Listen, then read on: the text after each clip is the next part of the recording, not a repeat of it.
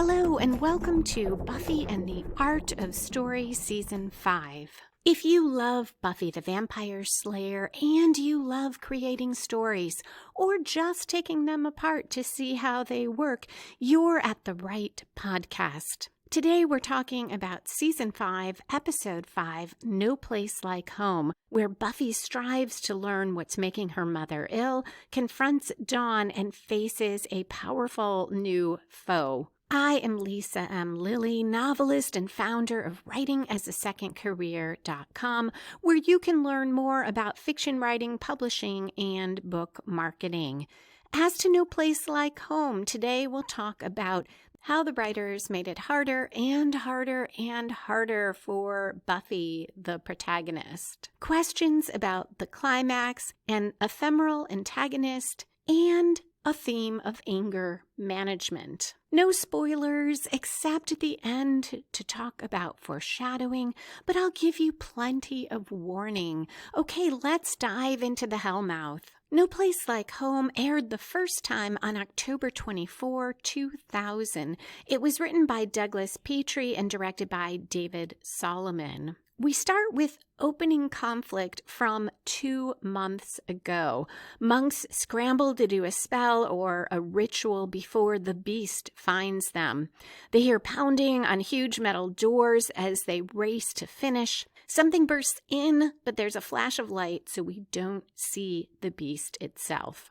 The scene switches to present day.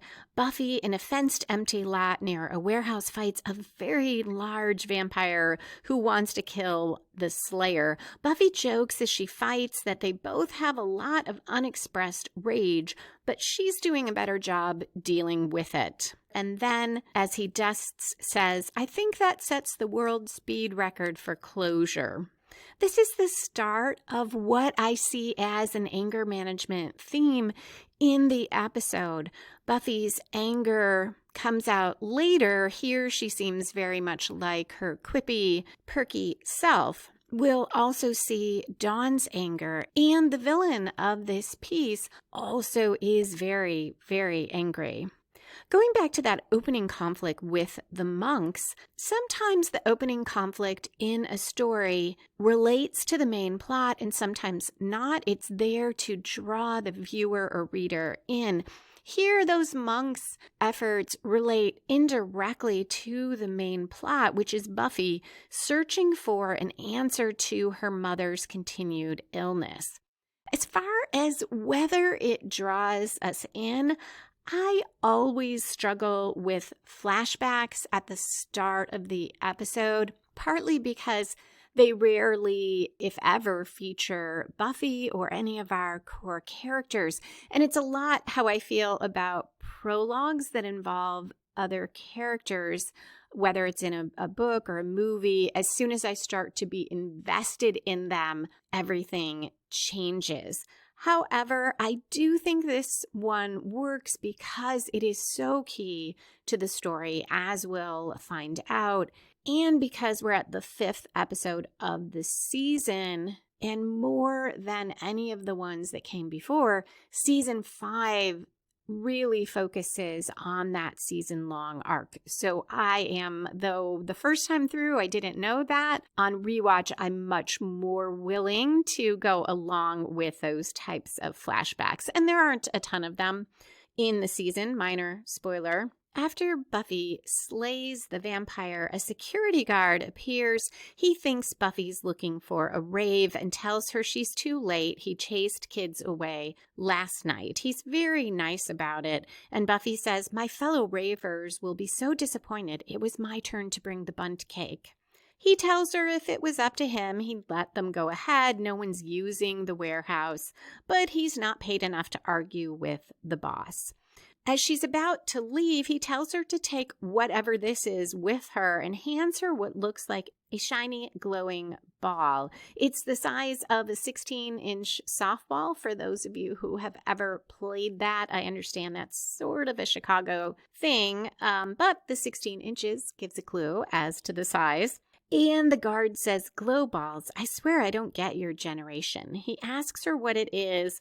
Buffy says she'll let him know when she finds out.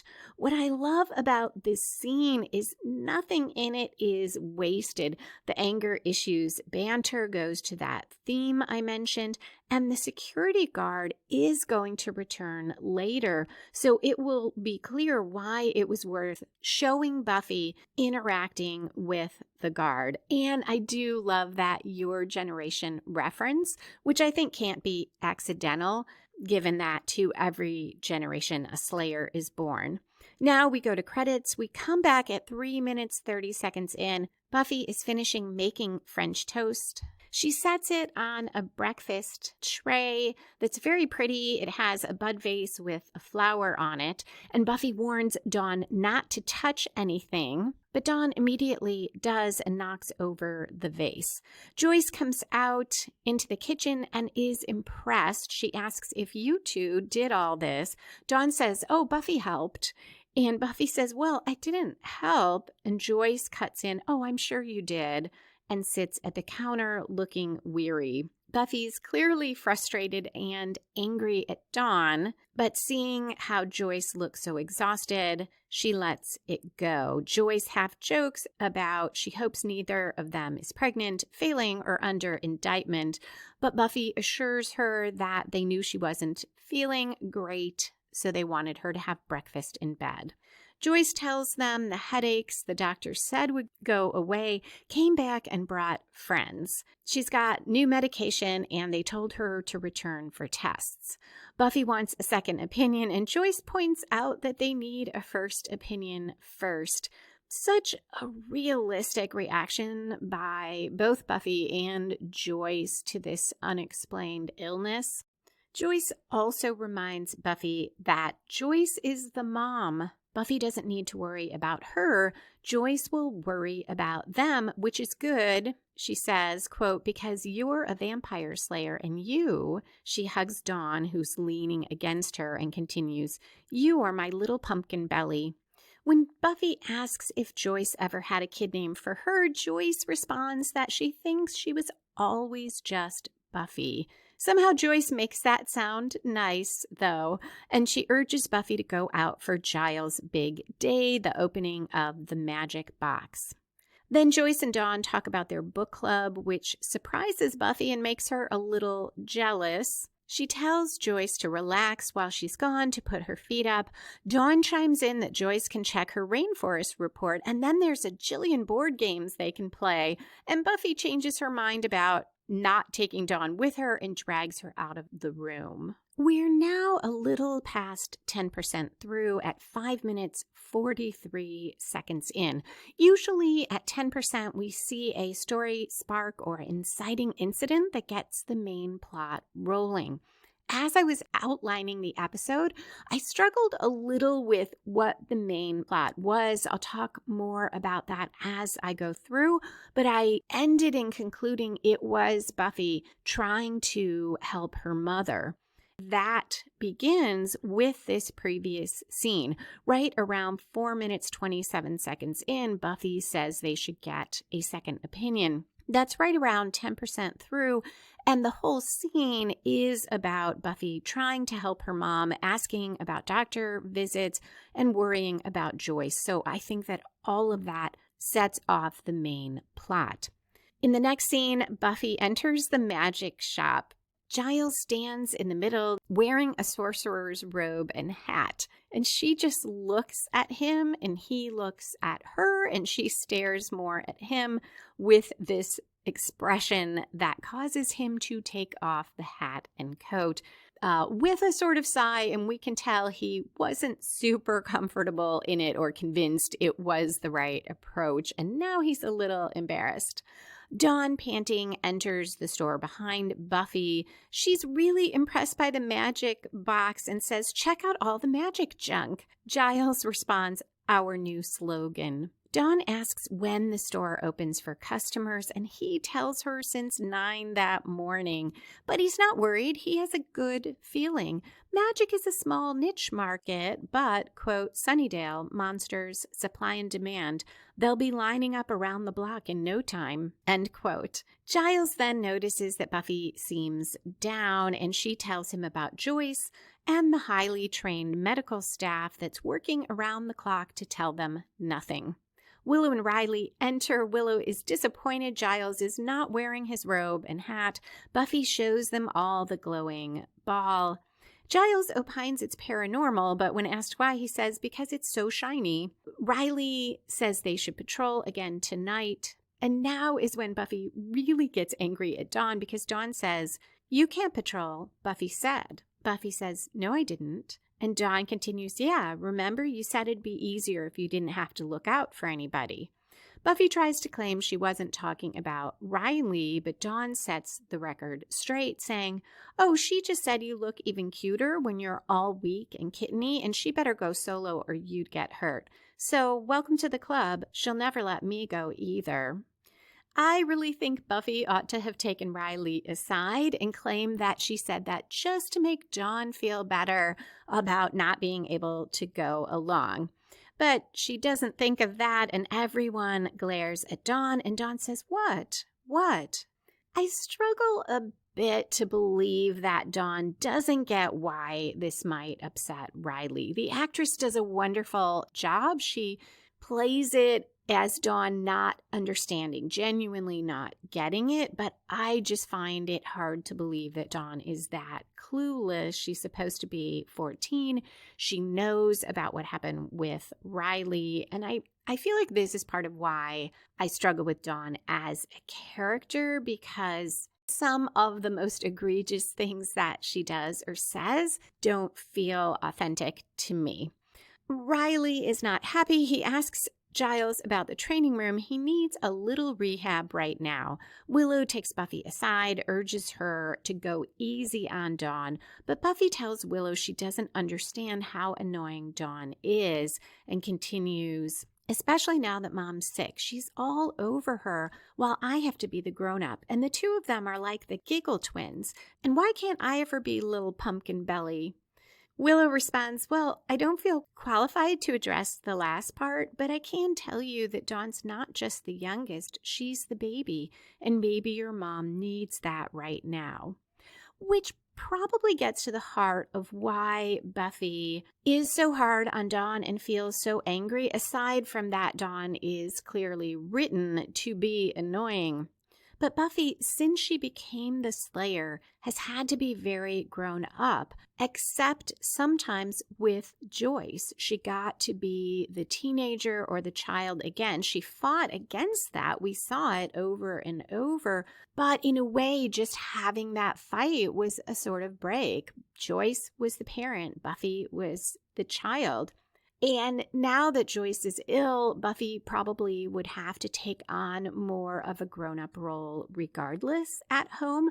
But having Dawn there is such a stark contrast to her. It looks like Dawn is just blissfully being the baby, being cuddled and taken care of and getting to be cute and giggle with her mom, while Buffy understands the seriousness of what is happening. So there is no place in her life that she gets to be a child. This also is such a perfect setup for what Buffy will learn in this episode.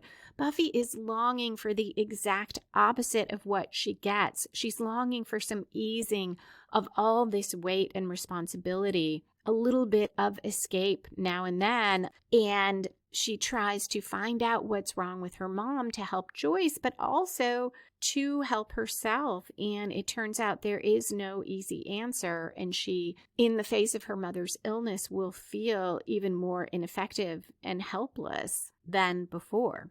Buffy tells Willow Dawn doesn't care what Joyce needs And Willow has no idea how much Buffy wishes she were an only child these days, and Dawn breaks something in the background. At 9 minutes 44 seconds in, Dawn and Buffy get home. Joyce is on the couch in a lot of pain. Buffy wants to take her to the doctor, but Joyce tells her just get a refill of the medication. She can get it at the hospital pharmacy. There, Buffy runs into Ben, the intern. He's with a man on a gurney who is being admitted for psychiatric issues, and the man tries to lunge off the gurney. Buffy helps control him and realizes it's the security guard from earlier.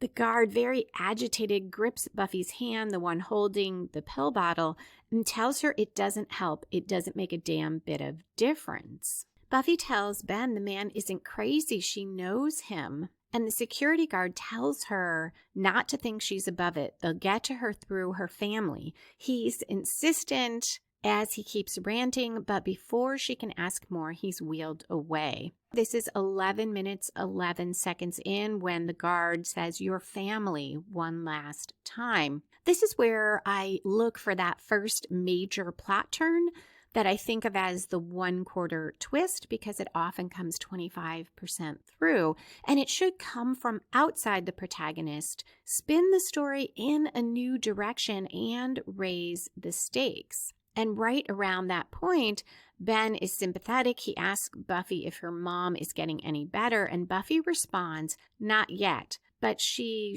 will be. I'm starting to figure out what's wrong." So this is a major turn that Buffy now believes something supernatural is causing Joyce's illness. And this will spin the story because that is what Buffy is going to pursue.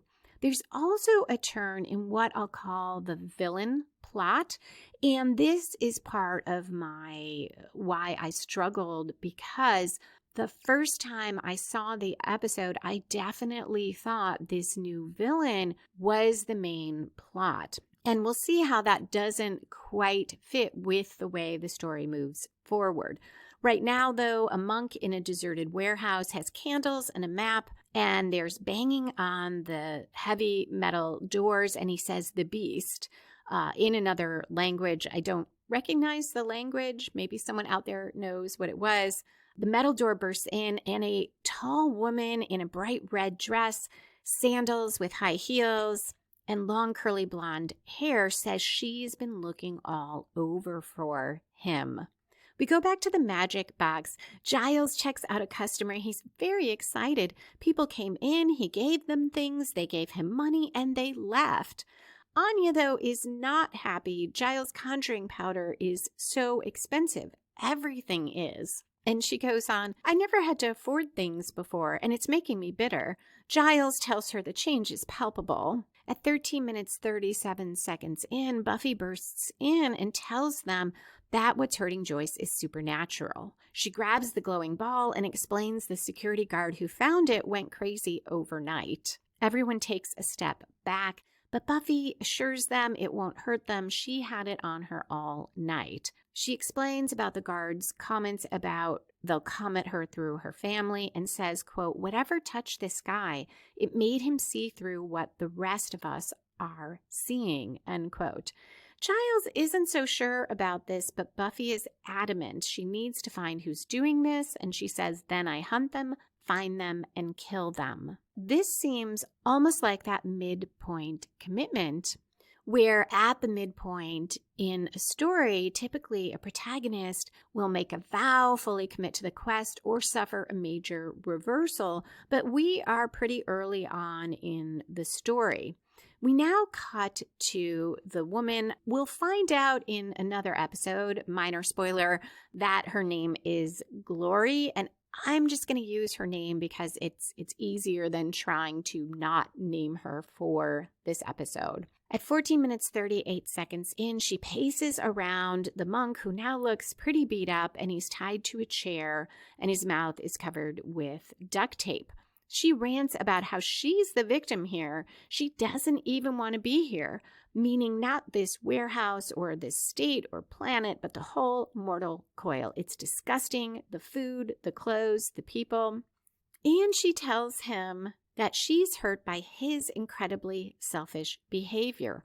All she wants is the key. She almost tears up as she asks why he won't tell her where it is. Then she sits on his lap, tears off the duct tape, and again demands to know where the key is. She grips his nose, squeezing, and says, "Or I'm going bowling." He tells her to kill him. He's speaking in his own language. She tells him they're in the New World. Speak American. In English, he tells her that he will tell her nothing. She puts her hands in her hair, looking like she's about to pull at it. She seems more and more exhausted and distraught. She tells him she wishes he could feel what she's feeling. From behind her, a man she chained up begs her to let him go. He tells her he has a wife and they have 2 daughters.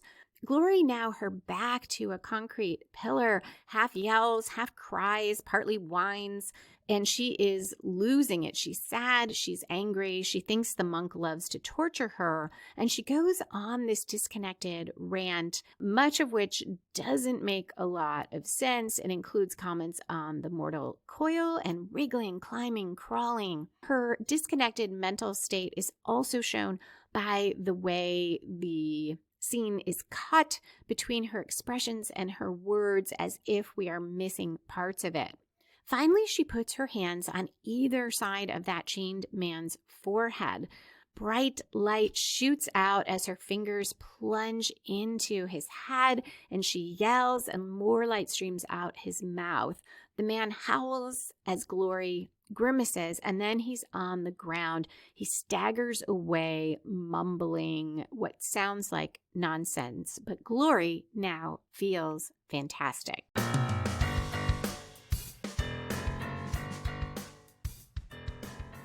Some listener comments. Gerard on Twitter asked, after the episode where Spike and Harmony threatened the doctor to try to get Spike's chip out, he said, did they ever give a reason why Buffy didn't confront Spike at the end, given what happened? And I said I would keep an eye out for that. And we are going to see Buffy and Spike together shortly, but she doesn't make any reference to that attempt. She's not happy to see him for sure, but she doesn't really treat him as if he just entered into a nearly successful plot to kill Buffy. And by the way, him abducting the doctor made it a really close call for Riley. I don't know if the lack of reference to that could be there was just no room or time to put it in this episode, or it's a holdover from when Buffy originally aired, because at that point, most people just watched the episodes as they came up on TV. So if you missed the previous episode, the show probably wouldn't want to spoil it if they could help it. Although it could be that was in the previously on. I don't know. So it is a little odd that Buffy never directly addresses that. She does punch Spike, though, as we'll see. I also got some great comments from Roberta Lipp, co-host of the They Coined It Mad Men podcast. As far as the Dracula episode, Roberta liked Dracula in the Buffyverse a lot more than I did. She says, I always loved the idea of Dracula. To me, it's this. As a culture, we learned about vampires via Dracula. The Dracula world was the myth. Then other vampire universes got created, like the Buffyverse. We go 4 seasons into this world, a world where we assume Dracula doesn't exist. Then he shows up. We'd forgotten all about him. And to Buffy, in her world, he was exactly what he was to us, a myth, a movie monster. After all, vampires don't look or act like that, but there he is, being all Dracula with his sidekicks and his thrall. It's hilarious. It always worked for me. That made me retroactively enjoy Dracula more, hearing that take on it. And then Roberta also commented on what I said about Buffy liking some monster in her man, that I thought that, well, she fell for Angel before she knew he was a vampire, but Roberta makes a really good point. Think about what she did know. Night Skulker, a little older, mysterious, evasive, sad. Didn't matter that she didn't know. that he was a vampire. She knew he was dark and different. And I think that is a terrific point as well. It's not as if Angel just seemed like a regular guy to her. She knew there was something about him.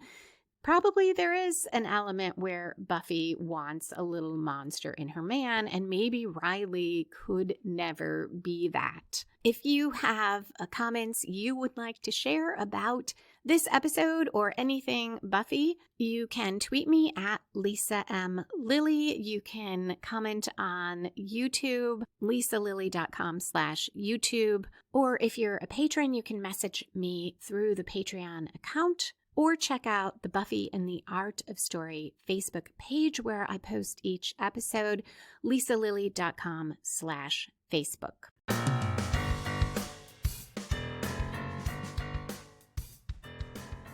At 18 minutes, 28 seconds in, the magic box is very busy. Anya and Willow handle the counter. Willow does gift wrapping that Anya says looks like she did it with her feet. Giles answers questions. He seems quite overwhelmed and says, too many of them, people, and they all seem to want things. Xander tells him stay British, he'll be okay, and I find it nice that Xander is a calming influence here. Anya finishes helping a customer and says, please go. Xander says, Anya, the Shopkeepers Union of America called. They want me to tell you that please go just got replaced with have a nice day. And Anya responds, but I have their money. Who cares what kind of day they have? Xander responds, no one. It's just a long cultural tradition of raging insincerity. Embrace it. Anya does, calling after a customer, hey you, have a nice day. Xander says, there's my girl. He then approaches Buffy, who's oblivious to the retail chaos as she goes through a reference book. She tells him someone put a spell on Joyce to make it seem like she's sick. She's got the list of suspects narrowed to just under infinity. Anya tells Buffy about an ancient monk who had this spell that demons hated. Giles and Willow chime in with details. The spell, which is really more of a trance, reveals the trace signature of other spells that are cast. So Buffy might see a hand or a cloud of mist around Joyce, but it takes great concentration. Both Willow and Giles worry about Buffy trying it. Giles says the monk's skills at achieving the altered states were legendary. Now we are reaching the midpoint of the episode, and Buffy does make a major commitment to find out what's happening to her mother. At 21 minutes, 10 seconds in, Buffy tells them she wants to do the trance. She's been practicing her concentration and doing all that training. Giles, still skeptical, says, but are you ready? Buffy commits, saying, it's my mom. I'll get ready. What do I need? This commitment will be followed by a minor reversal and later what appears to be a major one.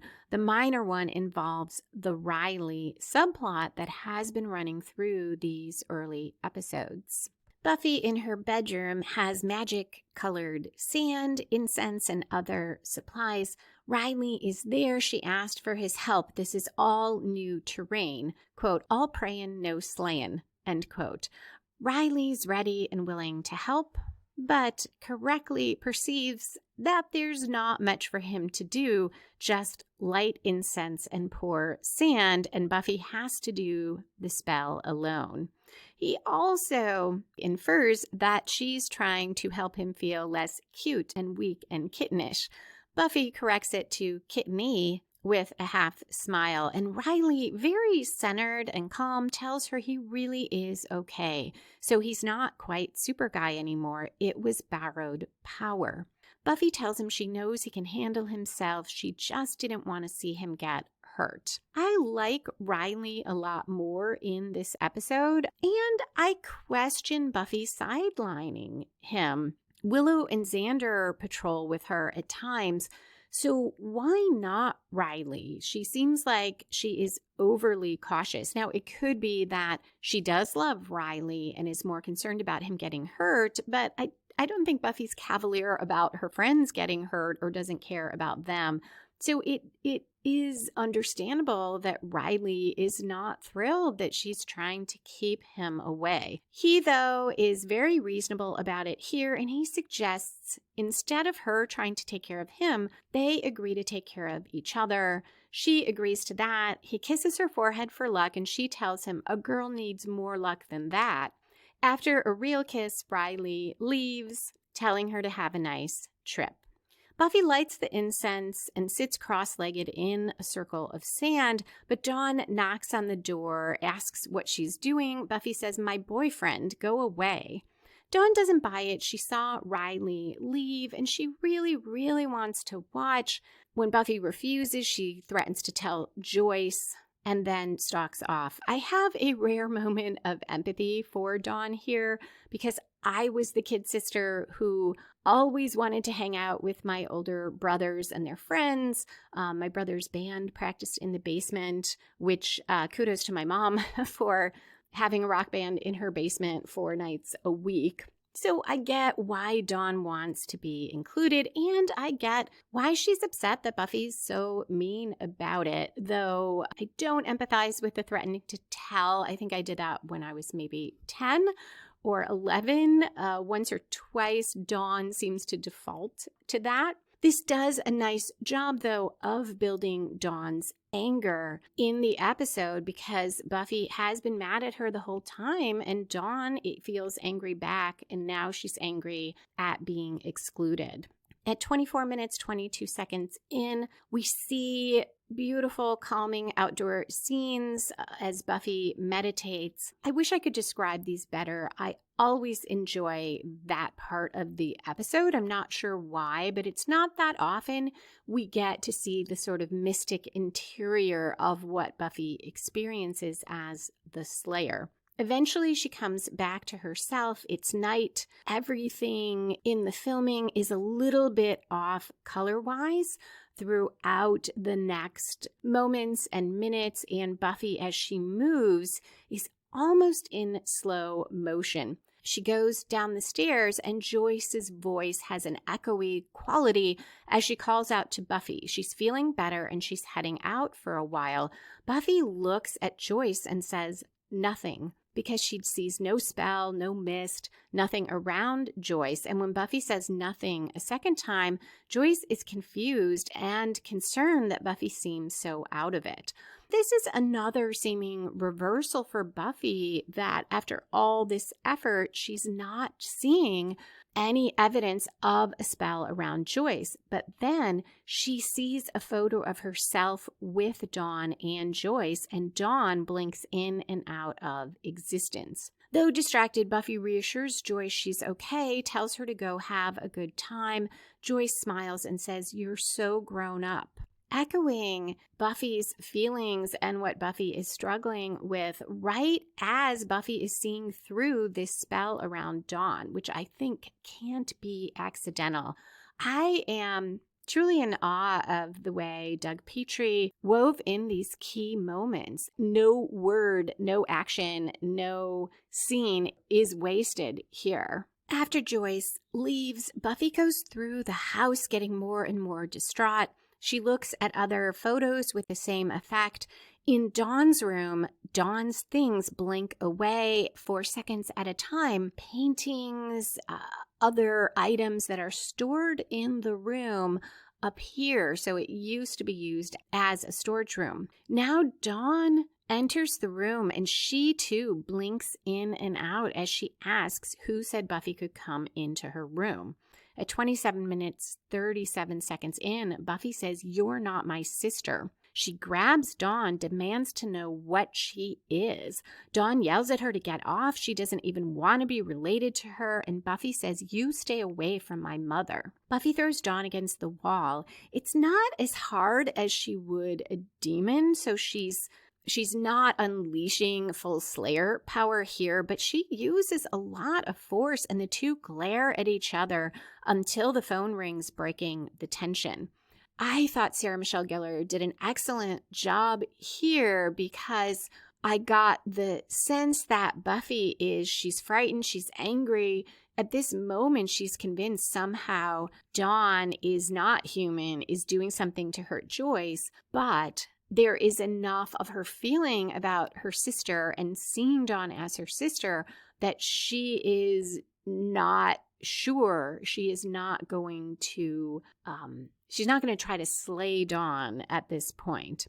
It's Giles on the phone, and he tells Buffy that they may have underestimated what they're dealing with. The glowing ball is called the Dagonsphere. It's meant to repel that which cannot be named and to ward off ancient primordial evil. Buffy tells him she'll go back to the factory. Whoever planted it there must know something. Giles tells her be careful and goes on, anything that goes unnamed is usually an object of deep worship or fear, or both. Dawn appears behind Buffy just as Giles asks about the spell. Buffy claims it didn't work. When Dawn asks what she was talking about, Buffy says Slayer stuff and she's going out. And Dawn says, do you really think I care you're the Slayer? And Buffy says, what's that supposed to mean? Dawn gives her a look. Buffy says she'll be home in an hour. And Dawn, in a very sassy voice, says, Mom's coming back. Buffy tells her, I'll be back first. Throughout this exchange, Dawn seems a little ominous and evil, but when I look closely to see if the writers and the directors were misleading us in an unfair way, I didn't think so. Dawn is legitimately angry at Buffy and frightened of her, and a lot of this sort of evil aspect comes from the lighting and the music as well, and you can definitely read this both ways. At 30 minutes, 15 seconds in, Buffy exits, but she senses something outside and pulls Spike out from behind a tree. And this is that scene I mentioned earlier. Spike seems nervous. He says, hi, Buffy. She punches him, asks what he's doing there, but as he starts to talk, she says 5 words or less. And Spike, counting on his fingers as he speaks, says, out for a walk. Then he holds up his thumb and says, bitch, which created a lot of GIFs on Twitter, Instagram, wherever you want to look. I said that Buffy doesn't refer back to Spike's attempt to get the chip out, and she doesn't, but perhaps her impatience, her 5 words or less, has to do with that.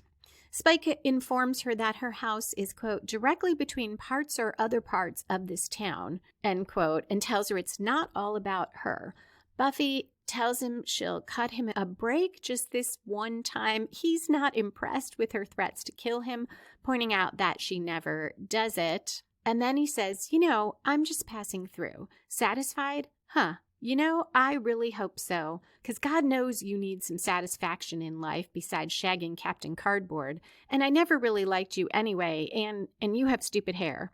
Buffy walks away shaking her head, even though she notices all the cigarette butts on the ground that tell her Spike was hanging out for a while.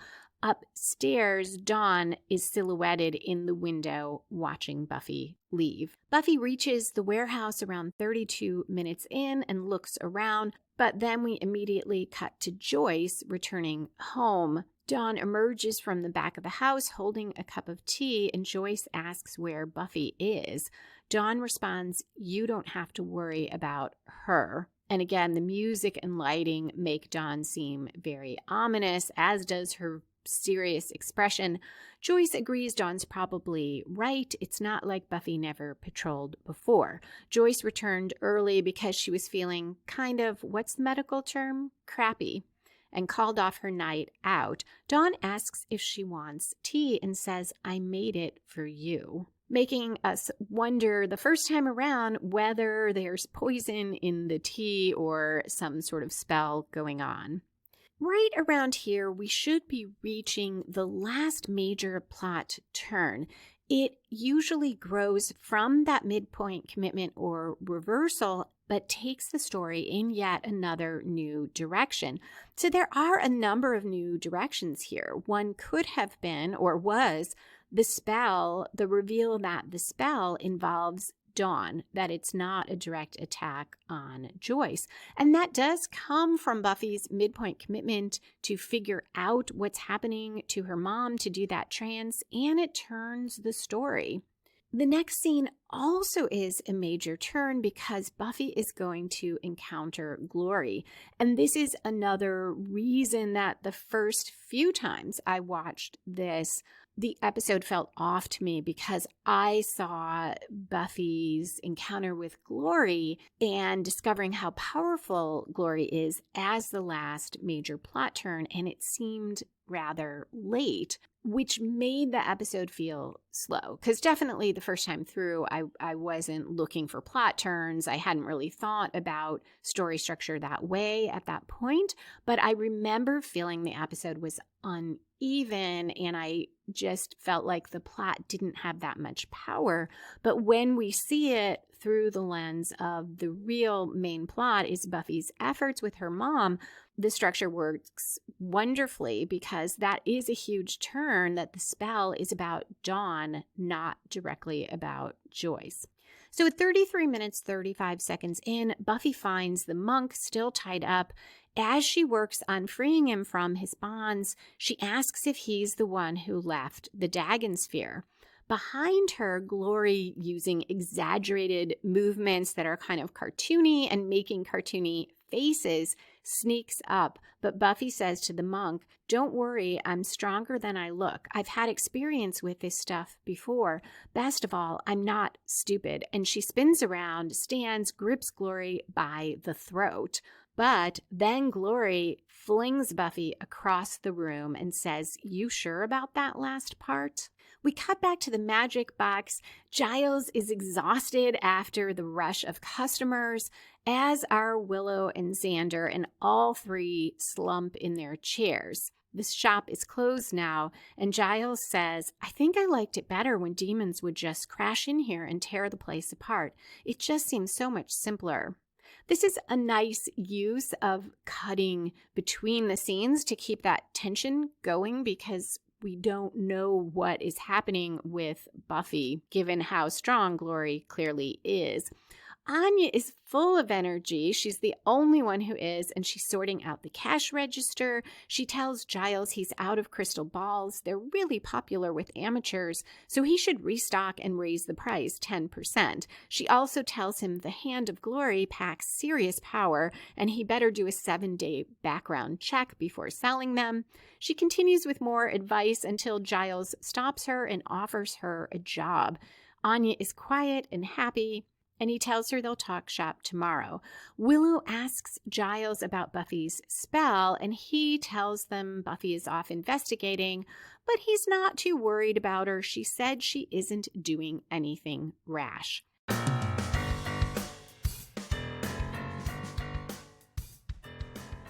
A quick personal update. I'm so excited. I just finished the outline for my next novel. It does not have a name yet, but it's my next mystery in the QC Davis series, and I'm excited because now that means I get to start the first draft. And I finally, while on the treadmill today, figured out what scene should start the story. Now, that doesn't mean that won't change, but I feel better because I did not have that yet. Separately, I did finish the How to Plot Your Novel from Idea to First Draft course that I've been creating. It's an online course that you can take at your own pace. Right now, people are beta testing that. Thank you for those who volunteered to do that, and apologies to those who I couldn't include in this beta test. Hopefully in the future, there will be another course for you to try out. As far as when it will be available, that's a little up in the air. It depends what people tell me. I hope to have it ready sometime in the next 2 or 3 months. And on a personal note, I'm excited to have started dining in restaurants again. I hope that wherever you are as you're listening, that you're able to go and do some of the things that you may have been missing out on over the last couple years due to the pandemic. If not, I hope that that will happen very soon.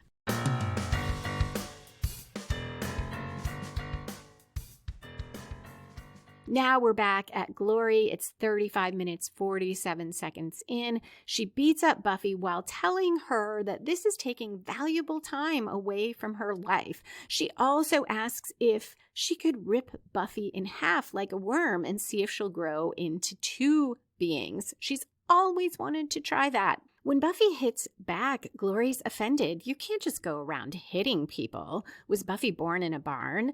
And then she says, I just noticed something. You have superpowers. That is so cool. Can you fly? And she throws Buffy across the room. Again, Buffy hits the wall hard, but she is about to fight more until she hears the monk groaning and she darts toward him. Glory says, hey, hands off my holy man. But Buffy grabs the monk and she dives out the giant window with him, cushioning the fall with her own body.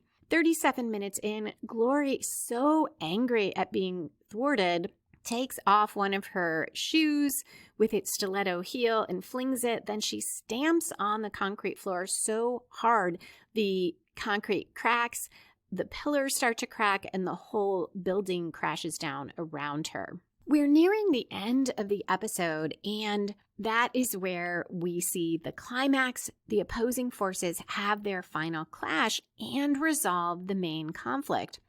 So if this were a Buffy faces the villain plot, it feels like a letdown because Buffy gets away for the episode, but it feels like it's pure luck. Glory gets so mad she brings the building down around herself. And yes, it's triggered by her frustration over Buffy taking the monk. But what are the odds that such a powerful villain would have that happen? And it also, at least the first couple times I watched, felt like a plot hole because there doesn't seem to be a reason for Glory to be so angry. Sure, Buffy grabbed her holy man, but given how strong she is, Glory could have just jumped out the window after Buffy and grabbed the monk back. Now, this does go to that anger management theme. Glory's anger has gotten the better of her, and though she's only momentarily thwarted,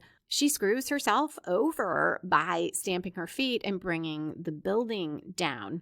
It reminds me a little bit of, I mentioned that I had watched Vampire Diaries. I won't say which character, but one of them becomes a vampire. Her first day is really rough, and her friend tells her, well, that's because all your emotions and everything about you is heightened as a vampire.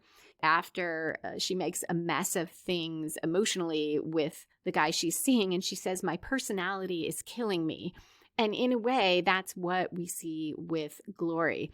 But if you look at this episode as being about Buffy facing this new villain, it just is not a very satisfying conclusion, which is why the first time through, I didn't love this episode despite loving many, many parts of it, including the next scene. Seeing it instead as a main plot about Buffy's quest to help her mother, then the next scene is actually the climax. And I feel like this is one of the best scenes, one of the ones I love the most in season 5. At 37 minutes, 17 seconds in, Buffy and the monk hear the warehouse caving in behind them. Buffy supports him as they stagger away. He collapses against a fence and tells her his journey is done. And Buffy says, don't get metaphor-y on me. We have to keep going. So she definitely thinks that Glory will be able to come after her. But he tells her she has to protect the key. Many more will die if she doesn't keep it safe. Struggling to speak, he tells her the key is energy, a portal. It opens the door. And for centuries, it had no form at all. His brethren were doing a ritual when the abomination found them. They had to hide the key. They molded flesh, made it human, and sent it to Buffy. And Buffy's eyes widen and she says, Dawn. The monk says she's the key. And Buffy says, you put that in my house. And he tells her we knew the Slayer would protect it. And Buffy says, my memories, my mom's. He tells her we built them. And Buffy responds, then unbuild them. This is my life. And this is where all that anger, all that frustration that Buffy has felt is there. The fact that what she has so been longing throughout the episode is basically what her life was before the monks did this. The monk, who is very near death, tells her she can't abandon the key. And when Buffy asks, what is she? He says, human, now human and helpless. Please, she's an innocent in this. She needs you. Buffy says, she's not my sister. And he responds, she doesn't know that. Buffy's face, the monk's face, so expressive, so many emotions. And the monk dies and Buffy leaves. And I see that as the climax of the episode. Buffy has learned the truth about Dawn, but she has also failed in finding out what's wrong with her mother. So then I had a question as I was outlining for today's episode. Does that make the monk or all the monks the antagonist for the episode? So more on that in a moment. First, we have the falling action part of the story where we tie up loose ends and resolve subplots. At 40 minutes, 15 seconds in, Buffy returns home. Dawn was cuddling with Joyce on the couch, but she darts away saying, I wasn't bothering her. Joyce asks Buffy what that was all about, and Buffy says, nothing, sister stuff. She knocks on Dawn's door and goes in, though Dawn tells her to go away. She sits next to Dawn on the bed and apologizes more than once. Dawn says, I have this theory. It goes where you're the one who's not my sister. Because Mom adopted you from a shoebox full of howler monkeys and never told you because it could hurt your delicate baby feelings. Buffy listens and tries to apologize again. Dawn rejects it, and Buffy says, you can't even take an apology. You always do that ever since. And then she cuts off, obviously realizing that Dawn is the way she is because the monks made her that way. Another theme that is hinted at here, the question of what makes us who we are and what makes us human. Spoiler as to theme, we will continue to explore that in this season. As far as the anger issues, Buffy's anger is gone now, and she's dealing with the fallout of her actions, of her anger that nearly got out of control. Unlike Glory, though, Buffy did not bring down the entire house around her, but it isn't easy to fix this. Buffy tells Dawn she had a bad day. Dawn says join the club, but Buffy cannot be president. She can be the janitor. Dawn is president. Buffy says okay, and she strokes Dawn's hair. And then we get to what's so often behind anger, whether it's in fiction or in real life, fear. And this is something the two of them share. And Dawn says, what's wrong with Mom? And Buffy says, I don't know. She keeps stroking Dawn's hair, and we go to credits. Going to my question of who is the antagonist for this episode? The antagonist has one job: to oppose the protagonist. Not that the antagonist can't do other things, but their main purpose in the story is to oppose the protagonist, which is what makes it a challenge here. Glory opposes Buffy, but until that last confrontation, only indirectly.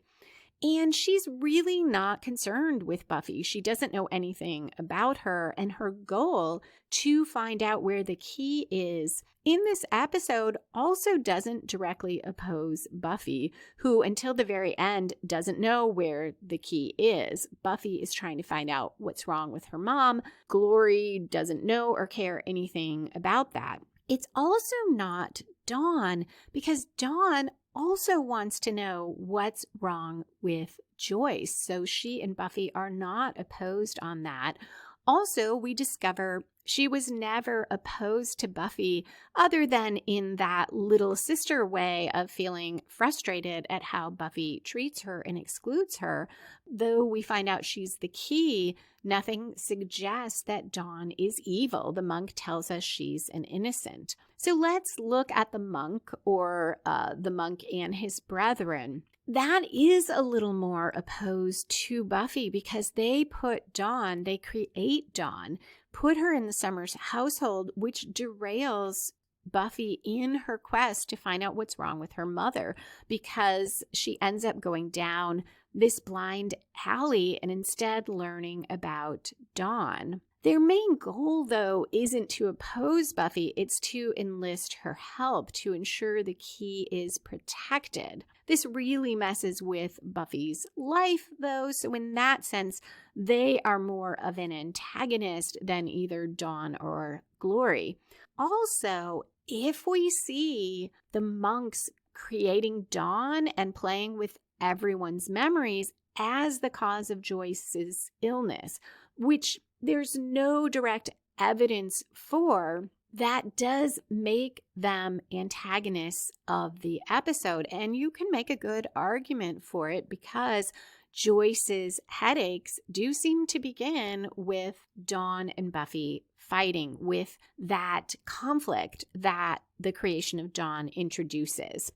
Probably, though, since you have to read so much in to see that, probably the antagonist here is either Joyce's illness, whatever is wrong with her, or simply the nature of humanity, that we are subject to illness, to injury, or fate, any one of these things. And in that sense, the antagonist prevails for the episode. Buffy doesn't find out what's wrong. She doesn't even find something to fight. And she doesn't make her mom better. So this episode shows how challenging it is to have an ephemeral antagonist. But it is done really well here because we don't see Buffy raving about fate and how terrible it is and how unfair. Instead, other characters oppose her for different reasons. Joyce, in a minor way, telling her, look, we got to get a first opinion first. Dawn throughout by being the little sister who's annoying. Glory because she wants Buffy out of her way. And the monk. So all of them oppose Buffy throughout and show aspects in a way of what fate has caused to happen in her life. So a great example, if you do have that type of antagonist, of how to do that. There is no DVD commentary on this episode, so that is it, other than foreshadowing, which I hope you will stick around for. If you found the story elements I talk about here helpful and you want to try them out for your own writing, you can download free story structure worksheets. Go to writingasasecondcareer.com/story. If you're not sticking around for foreshadowing and spoilers, thank you so much for listening. Come back in 2 weeks for Family, where Tara puts her friends in danger in an effort to hide who she really is.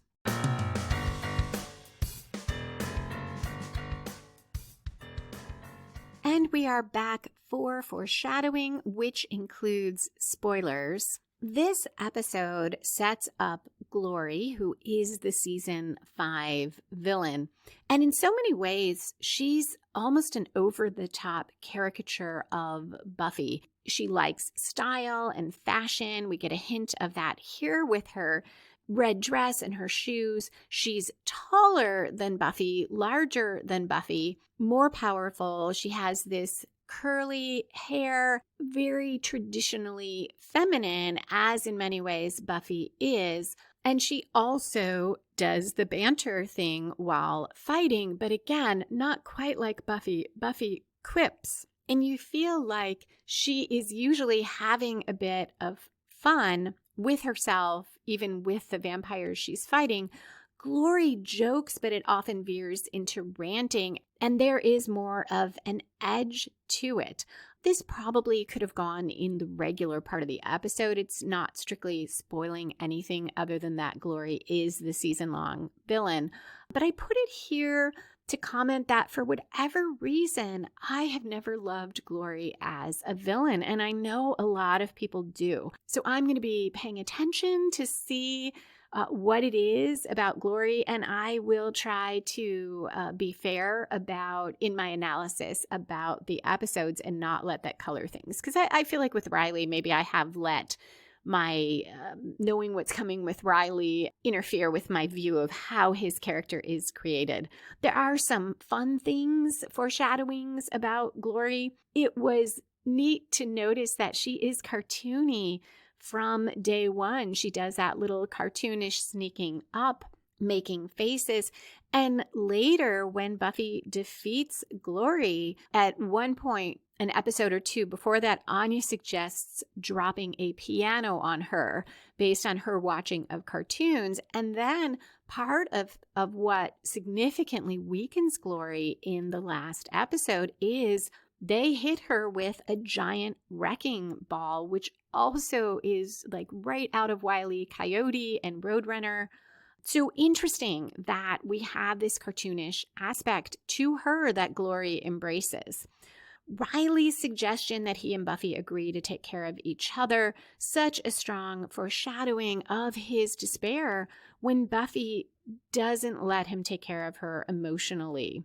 When Joyce is ill, Buffy feels this need to maintain control, and she doesn't let herself show all her feelings with Riley. And this is one where maybe I have been in these spoiler sections a little too hard on Riley about it. As we'll see, this is very hard for Riley. He feels shut out, and he tells her it's not about Buffy taking care of him while Joyce is ill, which is how Buffy feels when he raises it, but about her letting him take care of her. I struggle a bit with that storyline, but you can see in this episode, Riley is very genuine. He wants to be a partner to Buffy, and you can see how important that is to him and why it would be hard for him that Buffy doesn't let him do that. In this episode, we see her discounting his ability to help her patrolling